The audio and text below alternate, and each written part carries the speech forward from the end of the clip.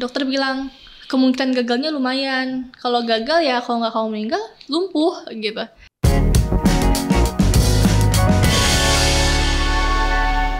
Tara, Andi nih. Aki, halo Tara. Halo Kak. Apa kabar? Puji Tuhan baik. Belum makan. Tara nih pelayanan di mana sih, Dek? Di ibadah raya 6. Oh, ibadah Di GB Kamboja kan ya? Iya, GW Kamboja. Ya. Kenapa mau pelayanan, Dek? Karena waktu itu kayak pokoknya aku ngerasa Ada Jeremy bukan? enggak ada. Waktu itu kan ikut HOG, terus Kamboja juga sempat nawarin kan mau ikut aktivis apa enggak. Terus kayak aku mikir karena nggak mau buru-buru ambil keputusan, akhirnya waktu itu mikir selama sebulan tuh kayak berdoa juga kan kayak kira-kira udah siap gak nih buat pelayanan. Terus sempat nonton podcast ini juga. Oh. Iya, nonton podcast ini. Siapa bintang tamu waktu itu? Itu Kak Jeremy. Oh, Kak Nggak tahu Jeremy. lewat di YouTube. Oh, Gitu. pas banget ya Jeremy. Pas. Itu kayak aku ingat di satu kata itu Tuhan udah baik sama dia kan. Iya, Terus iya. kayak cara ya gimana cara balas kebaikan Tuhan ya mau gimana dengan melayani Tuhan kan. Remah gitu. banget ya. Remah. Memang remah. Terus Suaranya remah banget dia. terus candu suaranya yuk. Terus Terus dong. akhirnya Terus langsung dari situ aku kayak mikir kan, oh iya sama ini kayak udah banyak kejadian yang Tuhan tuh kayak udah nuntun aku juga. Selalu ada, terus ya aku pikir ya udah mungkin emang Tuhan ngasih jalan buat lebih dekat lagi sama Tuhan dengan ikut dari pelayanan ini gitu. Iya, oke. Akhirnya dari situ mengambil keputusan untuk deketin Jeremy, bukan maksudnya Enggak. dekat pelayanan gitu ya. Oke, tapi happy pelayanan. Puji Tuhan happy. Kenapa happy-nya? Happy karena Anak-anak KUG gitu. ya udah kan anak-anak HOG juga welcome banget kan. Terus juga kayak kakaknya tuh kayak Kak Caca, Kak Moze. Itu benar kalau aku misalnya lagi baca Alkitab terus aku nggak ngerti ada ayat apa. Mereka benar yang senuntun itu untuk lebih paham lagi tentang lebih ke dalam Tuhan. Terus kayak suka selalu diingetin. Kadang tuh kamu sih suka malam kan suka chatan, terus kamu suka ingetin udah saat teduh belum deh gitu. Jadi senangnya tuh kayak juga nuntun lebih dekat lagi sama Tuhan gitu. Wah. Oh, diingetin ya. Makanya ikut HOG. Atau ikut DM. Sebelumnya udah pernah Ikut pelayanan. Berarti JC. apa pertama kali pelayanan? Sebelumnya pernah tapi nggak lama karena itu aku terlalu cepat ngambil keputusan Oh gitu. Iya, jadi berarti ini drama nih. iya. Wih. Dia berapa tahun? Ini mau setahun dikit lagi. Oh, anniversary. Berarti ini drama ya? Iya, terlama. Berarti kemarin tuh berapa lama paling? Kemarin kayaknya cuma berapa bulan doang deh Kak. Nggak nyampe berapa itu. Umur masih belasan kali ya? Masih 15 saya itu pas abis selesai operasi itu. Oh, oke, ngomong-ngomong operasi nih. Iya. Iya. Ya dengar kamu ini kena ini ya, apa namanya, sakit tulang belakang atau apa sih namanya? Iya, apa? skoliosis. Skoliosis. Itu apa tuh? Itu ceritain dong tuh apa sih tuh? Skoliosis tuh kayak tulang belakang orang-orang kan pada umumnya lurus. Kalau ini tuh dia kadang ada yang Lah S. bukannya bengkok gini ya tulang belakangnya? Tulang belakang tapi kan lurus gini kan. Maksudnya bentuknya kayak segaris gini. Gak yang melengkung banget atau belok-belok gitu. Oke. Nah kalau ini Aku S. Tapi kadang kalau skoliosis itu ada yang C juga yang bawah doang. Bengkok ya. Kalau aku tapi atas bawah bengkok. Tuh. jadi begini ya, gini gitu. Disebabkan apa itu, Dek? Kalau kata dokter itu aku lupa nama penyebutannya apa. Pokoknya dia nggak diketahui. Kalau kata dokter ya udah nasib kamu aja emang harus sakit kayak gini. Gitu. Jadi kalau ke dokter jawabannya nggak tahu sakit apa. Kan biasanya kan ada gen Kecelakaan ada apa gen gimana gitu ya? keturunan. Ada Kalau kecelakaan keturunan atau apa enggak gitu. sih Kecil. Kak, soalnya mamah tuh nggak skoliosis, nenek nggak skoliosis gitu. Cuma aku kan skoliosis itu pokoknya kalau awalnya tuh kan kalau dipelajarin di sekolah tuh karena duduknya miring, tidurnya miring. Cuma pas kemarin nanya ke dokter itu pengaruhnya kecil sih kalau buat skoliosis separah ini karena lebih ke ya udah emang tulangnya bengkok aja gitu. Tuh, skoliosis parah emang ada skoliosis yang parah gitu. Ada yang ringan Kak, cuma Ringan itu gimana? Bentuk apa? A. enggak. Kan ini S. Kan kalau ringan Nggak, itu gue paling ikutan, cuma gue berapa juga. derajat doang kayak cuma belasan derajat gitu. Lengkungannya? Iya, lengkungannya. Tara ini termasuk yang parah. Aku awal-awal nggak parah, awal-awal masih 20-30an derajat. Cuma terakhir sebelum operasi kan bertumbuh. Kan aku waktu itu tunggu, kan bentuknya gini kan S kan. Iya, karena aku pas sakit itu masih masa pertumbuhan kan. Nah itu benar. Kalau misalkan bentuknya S gitu bukannya? Enggak, gue pikiran gue emang kalau tulang belakang tuh S bentukannya bro. Ini kan dari pala nih. Tuh bawah baru ke bokong. Nah itu gimana bentuknya? Kalau dia aku belakangnya doang. Belakangnya doang. Dari sini sampai sini kan kalau orang-orang pada umumnya biasanya lurus apa enggak, kalau tuh saya kalau lagi bungkuk paling gini, tengah-tengahnya. Oh, I see. Itu apa namanya? Jangan gebrak meja, enggak boleh. Ketika masa pertumbuhan makin sakit gitu. Makin iya, memperparah kan harus biasanya kan kalau orang kan makin tinggi gitu. Kalau ini udah bengkok ini makinnya ke sini bengkoknya. Tara umur berapa sekarang? Sekarang udah 19 tahun. Masih enggak? Masih pertumbuhan enggak? Udah, karena udah dioperasi kan, udah ditadah. Oke. Tapi masih skoliosis. Tahu itu udah kena itu kapan? Itu umur dari awal nih. 7 tahun. Terus gimana? Itu awalnya kakak juga sakit. Terus mama saya ke dokter, mama jadi lebih aware ngeliat anak-anaknya satu-satu. Terus pas mama ngeliat, kok kamu miring gitu. Akhirnya dicek ke dokter. Kata dokter, ini juga skoliosis tapi masih 23 derajat. Terus aku tuh awalnya mikirnya kayak penyakit biasa apaan sih, namanya anak kecil gitu kan, mikirnya kayak oh ya udahlah gitu doang. Besok juga sembuh gitu ya. Iya, mikirnya kayak ya udah sakit kayak sakit demam paling nanti bisa sembuh. Tapi penyakit itu kan 3 bulan sekali ke rumah sakit, jadi kan harus check up. Terus harus kayak olahraga, harus berenang, harus ada terapi apa-apa. Itu pokoknya habis itu ketahuan kayak gitu, sekira ya udah karena aku sama mama, aku sama kakak juga sakit. Ya udah dari situ papa sama mama mulai banyakin stok kayak olahraga buat kayak kan ada alatnya gitu kan buat olahraga. Mulai dibeli-beli sama mama papa gitu. Kayak gimana olahraga gimana? Jadi ada macam-macam, kadang ada yang gitu. Iya, tapi kan aku nggak bisa ngangkat badan, cuma gelantungan aja biar tulangnya ketarik. Ya ringan-ringan ya yang harusnya pull up, tapi udah bisa pull up. Enggak, yang pasti bukan bagi jumping lah. Itu bukan olahraga. Itu apa namanya? Nah, kalau Tara kan itu sakitnya karena dicek dokter nih. Tapi sakit nggak sih? Awalnya enggak, karena dia nggak ngaruh apa-apa awalnya. Awalnya tuh kayak cuma ya udah miring biasa. Yang biasa ya, yang tingkatan biasa. Lebih ke pegel aja kalau kecapean. Pegel gimana? Pegel karena tulangnya miring, jadi pegel aja gitu kan tulangnya ke belakangnya, jadi lebih gampang pegel aktivitas. Kecapean pegel ya, gitu ya. Gitu apa yang miring?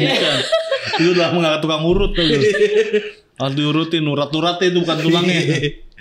Jadi pegel awalnya. Awalnya cuma pegel, terus itu karena dulu tuh masih rajin olahraga, masih stabil, jadi cuma naik paling dari 3 tahun sampai kelas 6 tuh naik cuma sampai 32 derajat.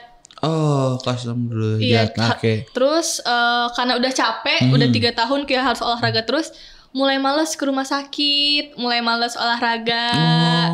Abis itu pas SMP bosen lah ya. Iya, terus SMP tuh naiknya drastis. Tuh baru mulai SMP badan mulai kelihatan miring, mulai diledekin teman-teman, "Ih, kok badannya miring sih?" Gitu. Miring, Kak. Jadi aku jalan dulu kayak gini badannya. Gitu ya?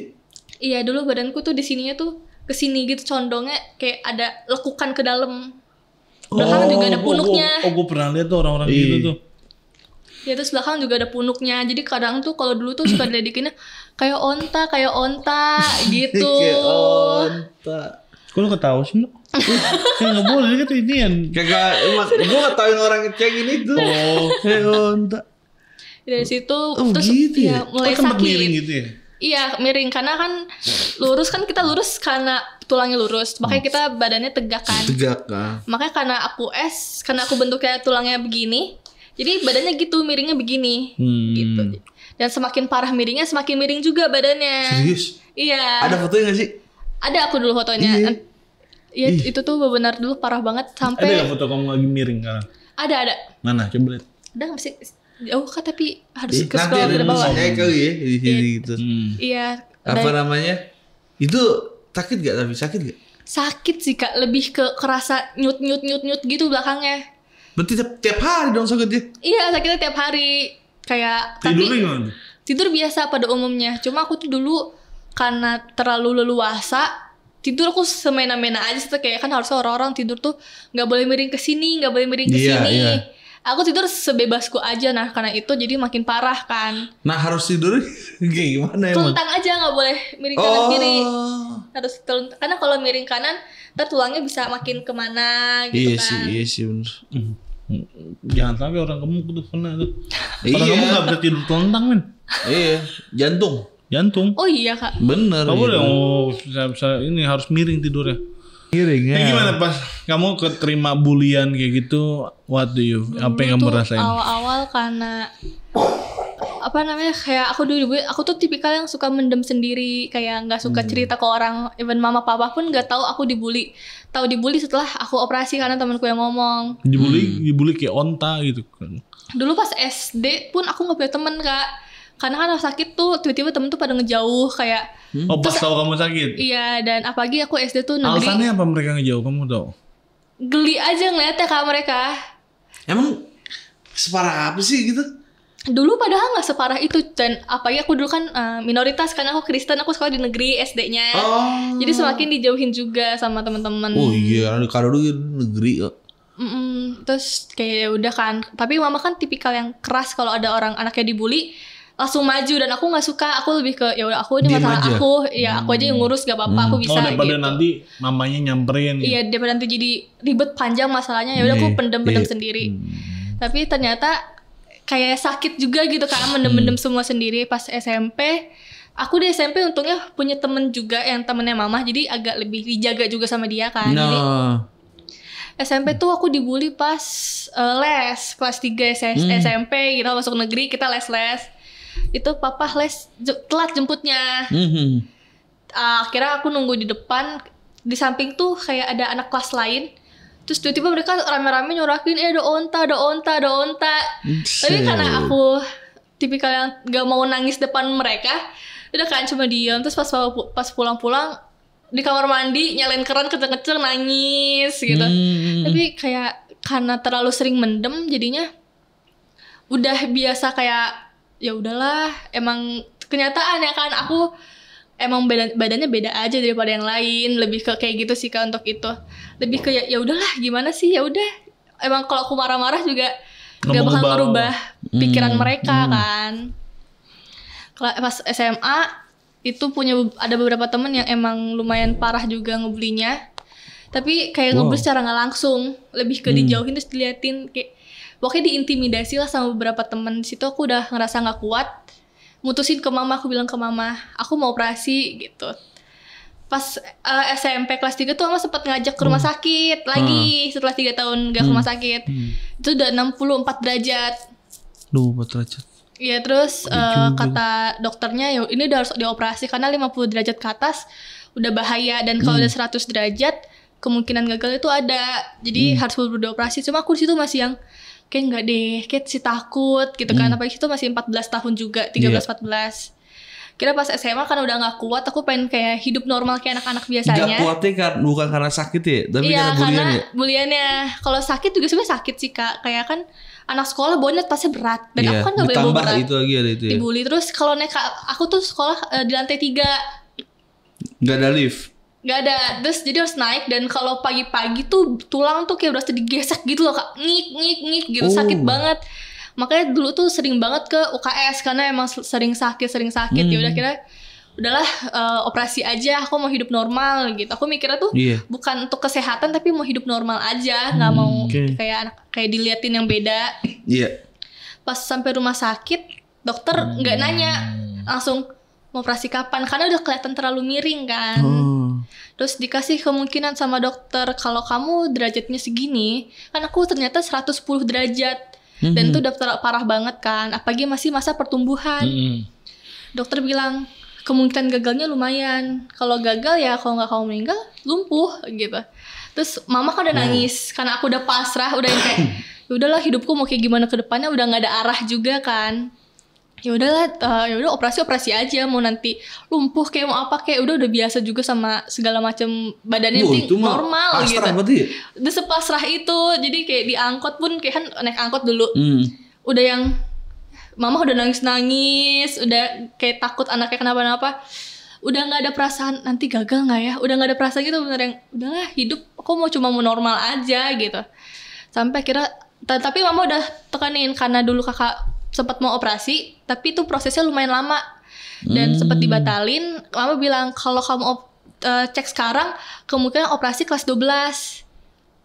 Masih 2 tahun lagi. Terus gue mikir ya kalau aku ngecek dari sekarang kan pasti makin lama kan, takutnya makin parah. Puji Tuhan banget kayak cuma sebulan Kak. Cuma sebulan karena aku nggak tahu kayak dokter tuh cuma langsung dari ke dokter disuruh cek darah, cek ke ruang keton anak, keton anak anestesi segala macam. Hari Kamis semua gitu ya. Serahin berkasnya ke dokter.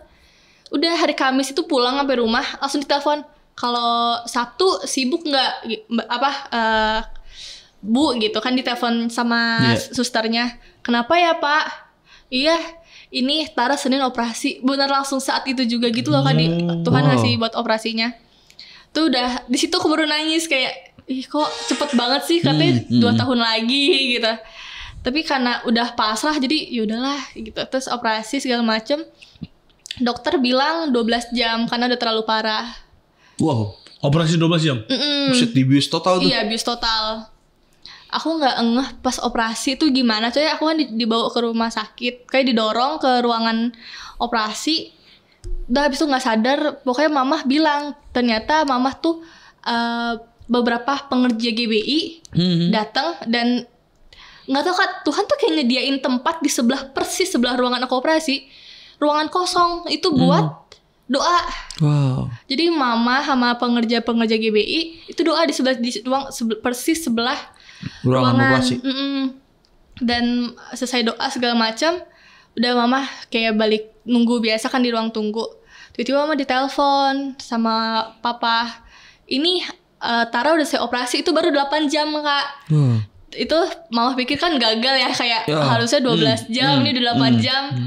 Mama udah panik kan, ternyata puji Tuhan bener berhasil dan hasilnya tuh maksimal banget. Karena kata dokter harusnya kalau derajat aku paling bisa tuh 50 derajat. Ya paling mentok ya 50 derajat, kalau mau ya operasi 2 kali gitu. Kalau aku puji Tuhan banget, ternyata pas dicek itu cuma 32 derajat. Itu udah bener semaksimal. Sampai dokter bilang ini operasi terbagus selama pokoknya 100 derajat ini. Karena temanku dia 70 derajat tapi masih nyisa sampai 50. Oh, cuma kurang 20 doang gak? Iya, karena kita gak bisa lurus total kan. Iya. Terus, dan itu benar puji Tuhan banget. Karena aku mikirnya kalau 50 derajat kayak masih miring gak sih, masih kelihatan teman-teman. Puji Tuhan banget tuh Tuhan benar bikin yang beda. Kayak awal aku tahu aku skoliosis, SD. Terus itu tuh benar mujizat itu. Iya, mujizat banget kan. Terus hasil doa ya. Aku akhirnya kata dokter pun ini operasinya juga dibilang lancar nggak lancar. Kayak dokter ternyata bilang operasi kamu tuh susah banget, tulangnya terlalu keras, hampir gagal. Wow. Tapi kan aku awal sama dokter gituin kan pasti kayak kaget kan. Apalagi aku ngerasa aku aman-aman aja. Ternyata kata dokter pokoknya selama operasi itu tuh susah banget dan keras banget tulangnya buat ditarik pakai pen dan hampir gagal operasinya.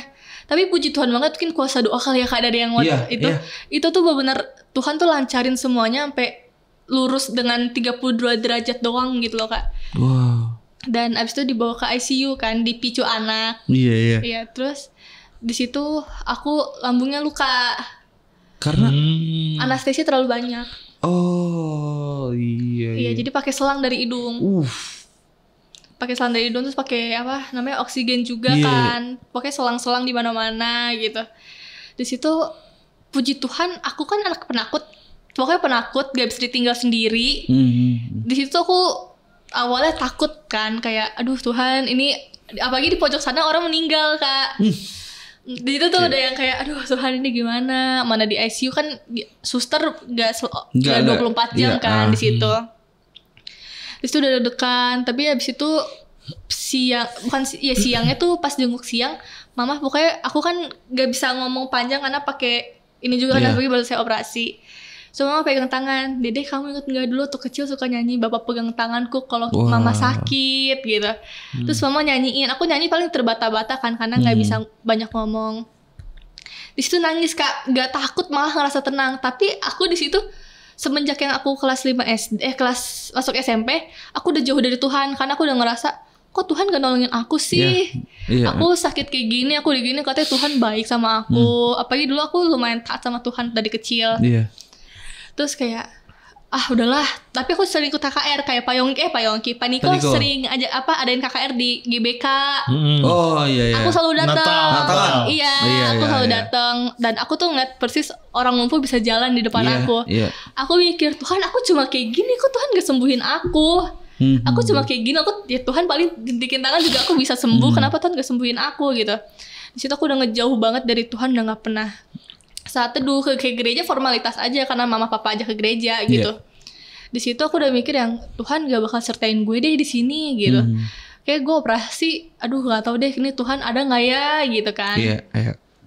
Di situ pokoknya aku nyanyi tuh nggak setenang, terus kayak mikir Tuhan masih ada buat aku gitu. Terus malamnya ngerasa gelisah lagi, aku ingat kata mama, terus aku coba nyanyiin lagu yang Bapak pegang tanganku. Tanganku kan kayak berusaha begini gitu ya Kak, biar kayak ngerasa dipegang gitu. Dan kan kalau ruang ICU itu dingin banget, tapi kayak tau gak sih kayak tangan dipegang anget gitu, nyaman. Dan itu benar berasa dipegang dan karena dengan burum-burum aku nangis, ingat di depan tuh kayak ada cahaya gede gitu Kak. Kayak terus dia tuh kayak apa sih tentangin tangannya. Nggak usah takut, aku ada di sini, aku tetap nemenin kamu di sini. Itu tuh bener pertama kali ngeliat dan denger suara Tuhan secara langsung gitu. Di situ bener nangis, ngerasa aku udah sejauh ini kok Tuhan masih bisa sih, masih sayang sama aku. Tapi parahnya aku di situ aku terlalu enjoy sama, abis itu aku terlalu enjoy sama kehidupan aku. Mulai jauh lagi abis itu dari Tuhan. Abis itu pokoknya 2019 awal-awal masih taat sama Tuhan sebulan 2 bulan, abis itu mulai ngejauh lagi dari Tuhan kan terlalu enjoy dengan kehidupanku yang aku ngerasa normal kayak pada anak-anak pada umumnya gitu kan. Party gitu. Enggak. Enggak sampai party. Enggak, tapi birthday party mungkin. Iya, birthday party gitu. Tapi ini benar ya. Tapi kalau sekarang intinya udah kembali dekat dong sama Tuhan dengan Tuhan udah mulai lagi sama Tuhan sekarang. Terus gimana? Apakah sudah semakin enak badannya atau? Puji Tuhan udah makin enak sih Kak, karena juga sepas operasi gak ngerasa sakit sama sekali. Kayak orang-orang kan aku suka nanya ke beberapa temanku yang skoliosis juga, sakit gak sih di operasi? Anak-anak kan kayak overthinking, takut sakit gitu kan. Mereka jawab sakit banget, apalagi hari ketiga bius totalnya udah mulai hilang. Iya, kerasa itu. Apalagi aku hari ketiga masih dipicu. Aku udah nunggu-nunggu nih. Aduh ini sakitnya kapan ya? Takut banget sakit pas lagi sendiri kan. Tapi gak ngerasa sakit sama sekali Kak. Bener sampai aku selesai. Kayak udah, aku kan 11 hari di rumah sakit. Itu bener gak ngerasa sakit sama sekali. Sempet sekali sakit nangis cuma gara-gara selang darah di belakang tuh ngeganjel. Udah bener itu doang ngerasa sakitnya. Itu doang, karena selang darah ngeganjel. Iya, ngeganjel di belakang. Itu di anestesi kan dibelah kan, dirobek kan? Jahitan, dijahit dari ujung sampai ujung sini dijahitnya. Iya. Berarti jahitannya banyak dong? Lumayan banyak Kak. Dari ujung sini sampai ujung sini itu benar full dirobek. Tulangnya semua ya? Oh, gue pala aja cuma 3 jahitan.